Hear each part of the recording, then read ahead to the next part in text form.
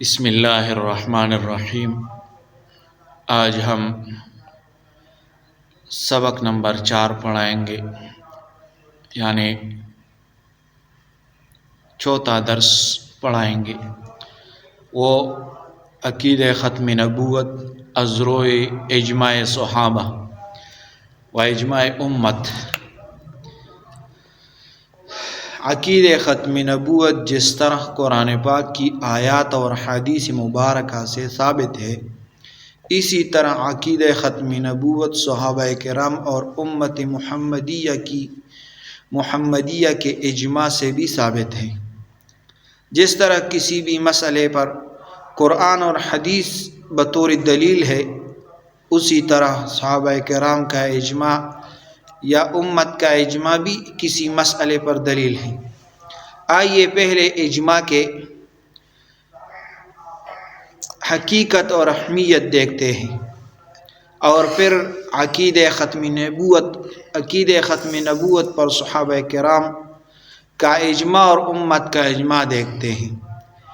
اجماع کی حقیقت: اللہ تعالیٰ نے ہمارے آقا و مولا سیدنا محمد مصطفیٰ صلی اللہ علیہ وآلہ وسلم کو جو بے شمار انعامات دیے ہیں، ان میں سے ایک انعام اجماع امت بھی ہے۔ اجماع کی حقیقت یہ ہے کہ اگر کسی مسئلے کے حکم پر امت کے علماء مجتہدین اتفاق کر لے تو اس مسئلے پر عمل کرنا بھی اسی طرح واجب ہو جاتا ہے جس طرح قرآن اور حدیث پر عمل کرنا واجب ہے۔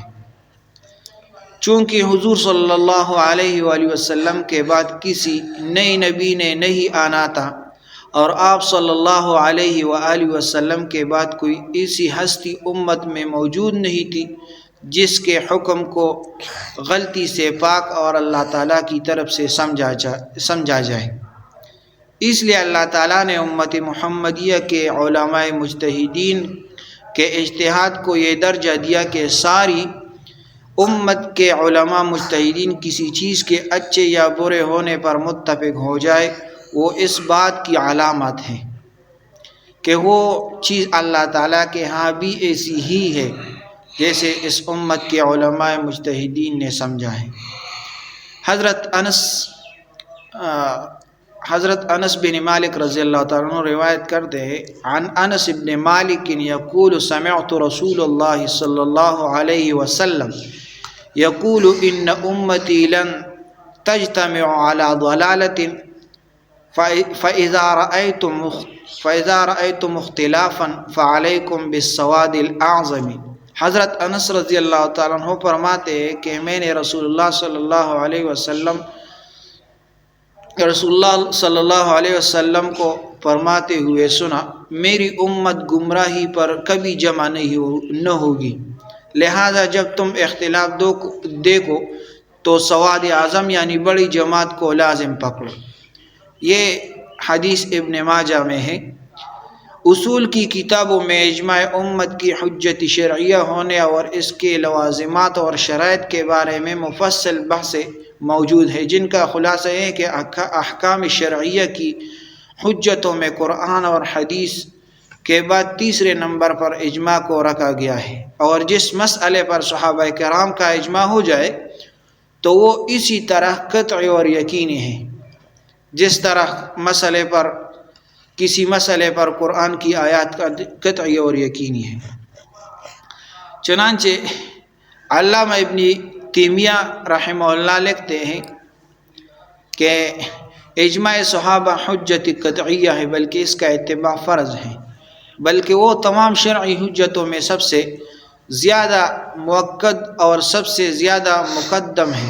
یہ موقع اس بحث کا نہیں ہے، کیونکہ ایسے مواقع یعنی اصول کی کتابوں میں یہ بات اہل علم کے اتفاق سے ثابت ہو چکی ہے، اور اس میں تمام فقہا اور تمام مسلمانوں میں جو واقعی مسلمان ہے کسی کا اختلاف نہیں ہے۔ یہ بیان الدلیل علی البطلان التحلیل میں ہے۔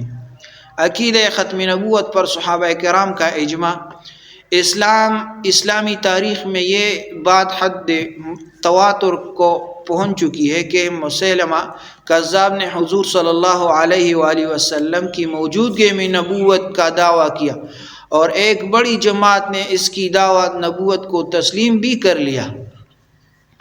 ایک دفعہ مسیلمہ کذاب کا ایلچی حضور صلی اللہ علیہ وسلم کے پاس آیا تو حضور صلی اللہ علیہ وسلم نے اس سے مسیلمہ کذاب کے دعویٰ کے بارے میں پوچھا، تو ایلچی نے کہا کہ میں مسیلمہ کذاب کو اس کے تمام دعووں میں سچا سمجھتا ہوں۔ تو جواب میں حضور صلی اللہ علیہ وآلہ وسلم نے فرمایا، اگر تو ایلچی نہ ہوتا تو میں تمہیں قتل کرا دیتا۔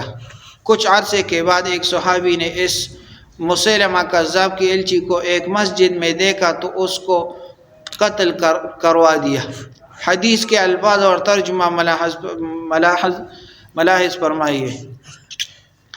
دوسرے حدیث میں ہے عن ابی نعیم قال سمعت رسول اللہ صلی اللہ علیہ وآلہ وسلم یقول لهما حین قرأ کتاب مسیلمۃ ما تقولان انتما قالا نقول كما قال اما والله لولا الرسول ان الرسول لا تقتل لضربت اعناقكما۔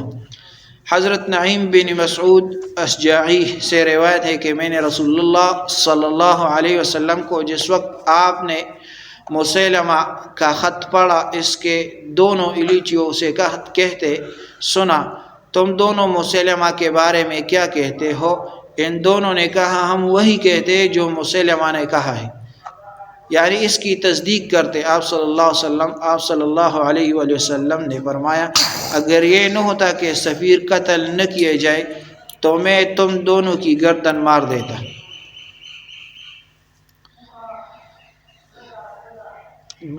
اور حدیث بھی بہت زیادہ ہے۔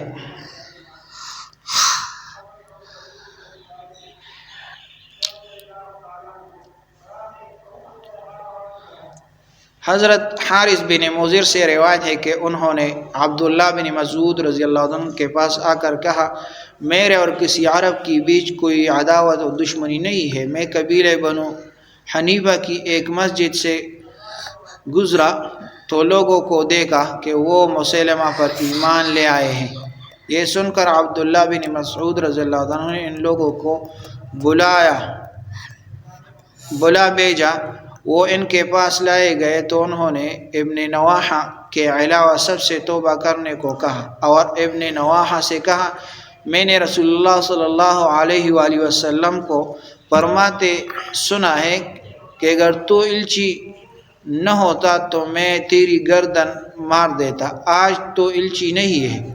پھر انہوں نے قرظہ بن کعب کو حکم دیا تو انہوں نے بازار میں اس کی گردن مار دی۔ اس کے بعد عبداللہ بن مسعود رضی اللہ عنہ نے کہا، جو شخص ابن نواحہ کو دیکھنا چاہے وہ بازار میں جا کر دیکھ لے، وہ مرا پڑا ہوا ہے۔ یہ حدیث ابو داؤد میں ہے۔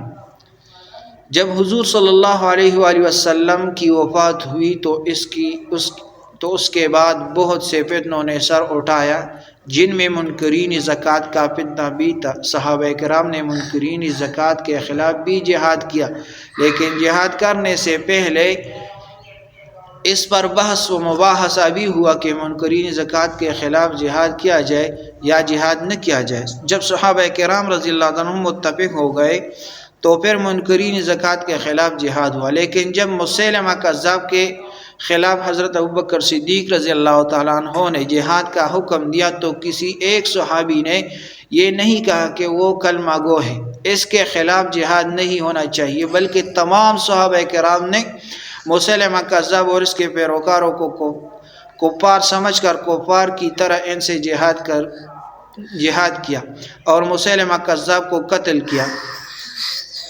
اور مسیلمہ کذاب کو قتل کرنے کی وجہ سے اس کا دعویٰ نبوت تھا، کیونکہ ابن خلدون کے مطابق صحابہ کرام کو اس کی دوسری عنوانی حرکات کا علم اس کے مرنے کے بعد ہوا، اور یہی صحابہ کرام کا عقیدہ ختم نبوت پر اجماع ہے۔ عقیدہ ختم نبوت پر اجماع امت، عقیدہ ختم نبوت پر اجماع امت کی چند حوالے ملاحظ فرمائیے۔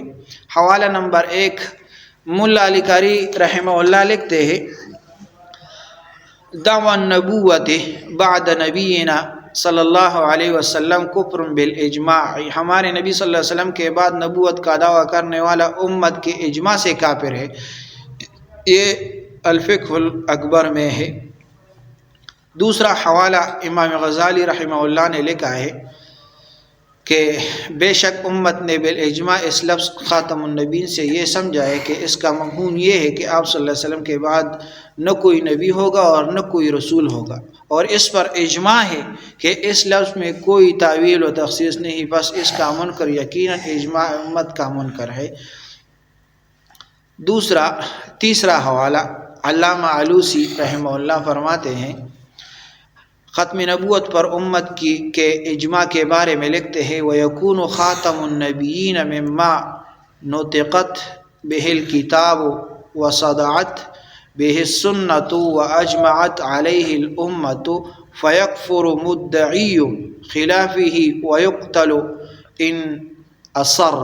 حضور صلی اللہ علیہ وسلم کا خاتم النبیین ہونا ان مسائل میں سے ہے جس پر کتاب یعنی قرآن ناطق ہے، اور حدیث نبوی صلی اللہ علیہ وسلم اس کو بوضاحت بیان کرتی ہے، اور تمام امت کا اس پر اجماع ہے۔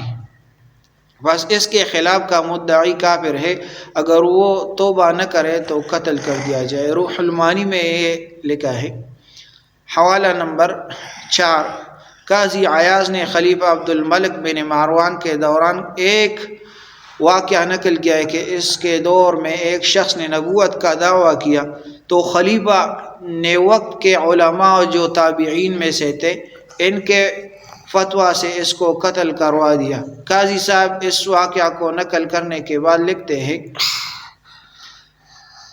بہت سے خلفاء سلاطین نے ان جیسے مدعیان نبوت کے ساتھ یہی معاملہ کیا ہے، اور اس زمانے کے علماء نے ان سے اس فعل کے درست ہونے پر اجماع کیا ہے، اور جو شخص ایسے مدعیان نبوت کو کافر نہ کہے وہ خود کافر ہے۔